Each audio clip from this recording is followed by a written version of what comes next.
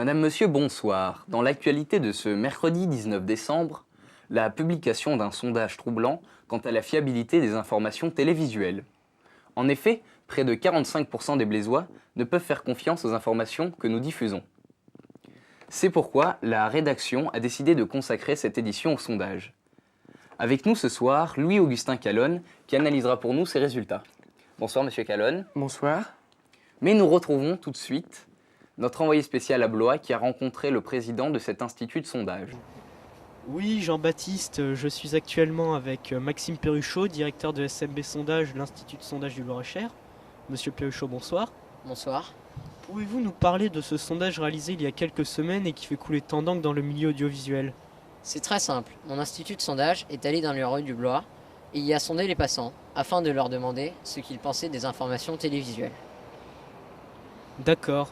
Pouvez-vous m'en dire plus sur la méthode utilisée lors de ce sondage?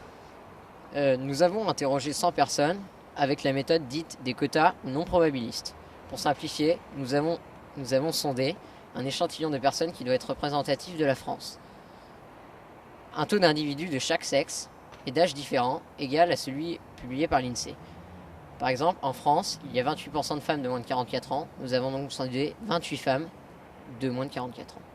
D'accord. Je vous remercie de m'avoir accordé ces quelques instants. Au revoir. Merci à vous, au revoir. Nous retournons maintenant sur le plateau du journal pour une analyse des résultats de cette enquête. À vous, Paris. Merci Julien. Voici maintenant les résultats du sondage.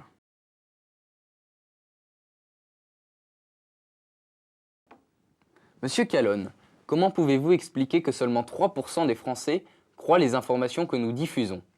Alors, je ne vais pas parler des informations télévisées, mais du sondage en général. Tout d'abord, figurez-vous que j'ai retrouvé exactement le même sondage, mais fait à l'échelle nationale, avec la même méthode, mais par Étienne Sofres.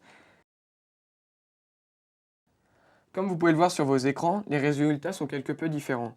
Ce qui nous amène à nous poser éternellement la question, peut-on faire confiance au sondage? Certains sociologues et certains journaux ont déjà répondu non. Mais, comme dans tous les modèles, il y a des aspects positifs et des inconvénients.